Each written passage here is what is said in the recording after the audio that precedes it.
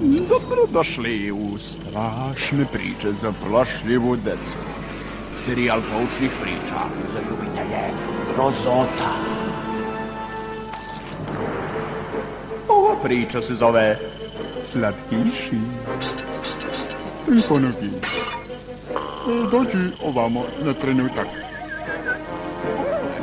Ovo je noge u belo i ako te sakrijem među desni, tako, nemoj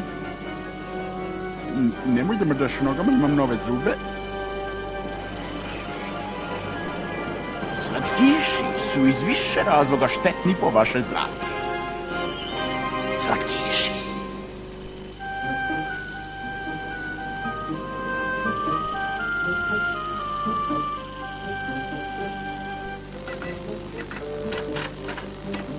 Naći ćete ih u bilo kojoj radnji.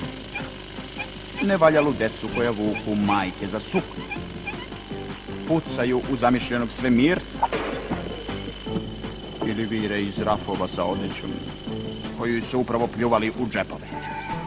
Trljave ruke, slinavi nosevi i pištavi glasovi koji cvile i kukaju.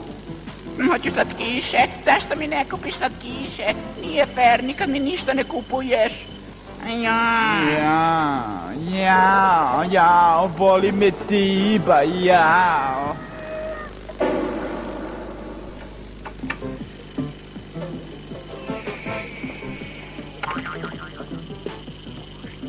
Tomas Rečić je bio nevaljalo dete. Je li ovo vaše? Pitao je detektiv iz prodavnice. Kaj sad uradio? Zdahnula je njegova majka. Jeo je banane. Bilo mi je dosadno. Uhvatio sam ga kako se vozi kolicima. Mogu li sada da dobijem slatkiše? Kada sam pokušao da ga sprečim, sipao mi je Pavlak u pantalone.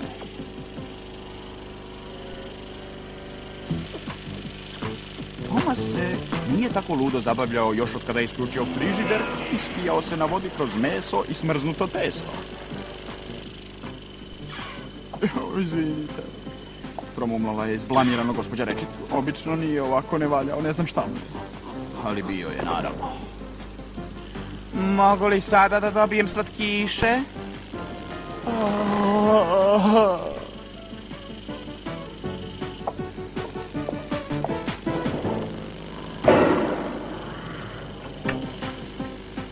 Otišli su u apoteku da kupe pelene za Emily.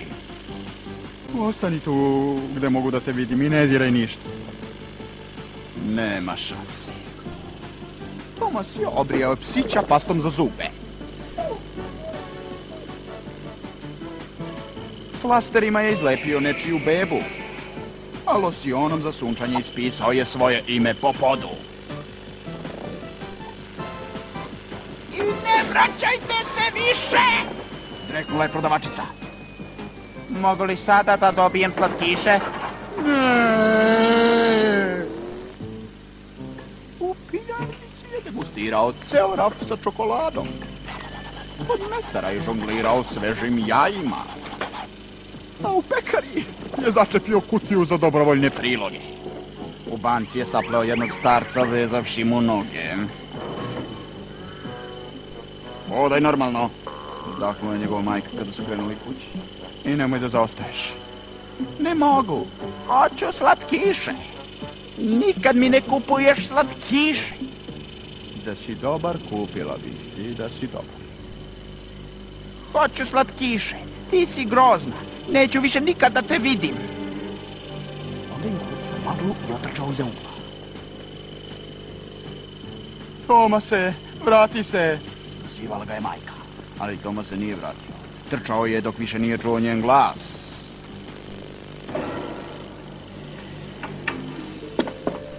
Našao se u jednoj sablasnoj ulici. Htio je da se vrati nazad, kada je čuo odozgo cičanje. Nije valjda slepi miš koji sisa krv? Ne. Slatkiši, kucnite 3 puta i začekajte. Tomasu to niste morali 2 puta kažete.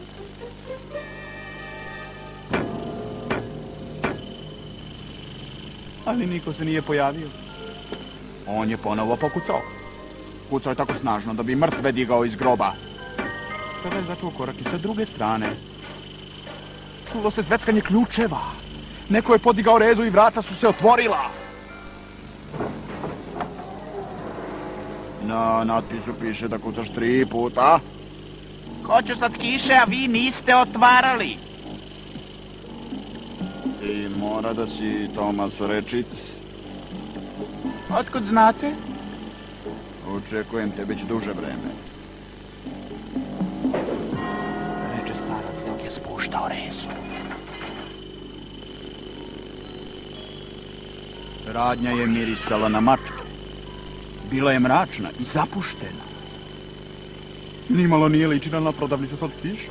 Tamo se učinilo da u uglu vidi tela na gomili. Ali na drugi pogled shvatio da su to samo lutke iz izloga. Mislio sam da su to leševi, nasmejao se. Zašto bih držao leševe u prodavnici? Kaži, na što si slab? Šerbet sa ukusom limuna, čokoladice sa likerom i gumene bombone. To najviše voliš. Otkud to znate? Znam i da si najnevaljaliji dečak na svetu kad ideš sa majkom u kupovinu.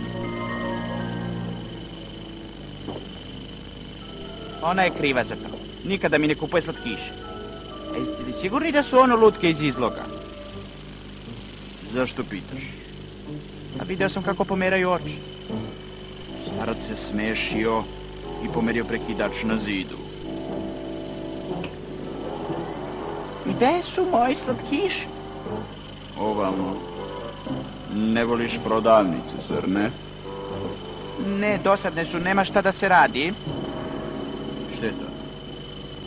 Ipak ćeš navići na njih.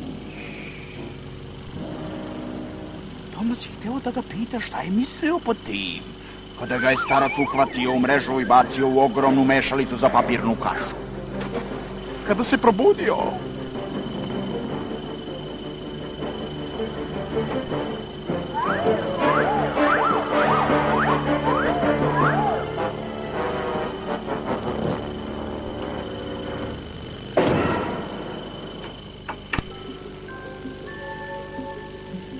probudio, Tomas je bio sav ukočen. Ovaj matori prevarant, pomislio se. Nema slatkiše, odoh ja odavde.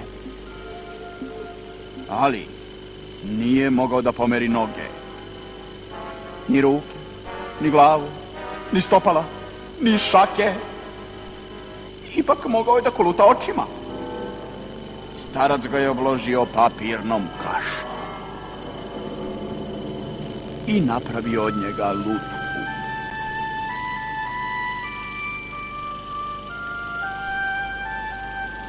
Tomas sada svo vreme provodi u prodavnici. Stoji u izlogu i čeka da ga njegova majka nađe. Prošle nedelje je zastala i pogledala ga pravo u oči. Učinili se da ga poznaje, ali nije znala odakle. Mislim da će doći po njega kad se seti ko je. Hoće li?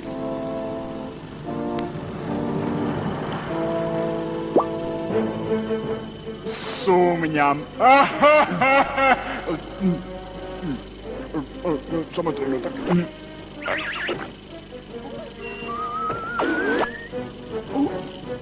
Umalo da progutam sopstvene zube.